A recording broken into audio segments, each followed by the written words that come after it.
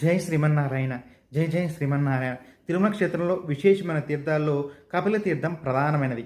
ఈ కపిలతీర్థంలో స్నానం చేసినందుకు గాను ఎన్నో పాపకర్మలు చేసిన మాధవ శర్మ కలియుగంలో ఆకాశరాజుగా పుట్టి పద్మాదేవికి తండ్రిగా మారి ఆ కలియుగ దైవమైన వెంకటేశ్వర స్వామికి కన్యాదానం చేసి మహద్భాగ్యాన్ని పొందాడు. అలాగే ఎందరో రాజులు ఈ కపిలతీర్థంలో స్నానం చేసి స్వామిని సేవించుకున్నారు కనుక వాళ్ళ రాజ్యాలు పొందారని, సంపదలు పొందారని, సకల సౌఖ్యాలను పొందారని మన చరిత్రల ద్వారా తెలుస్తున్నాయి.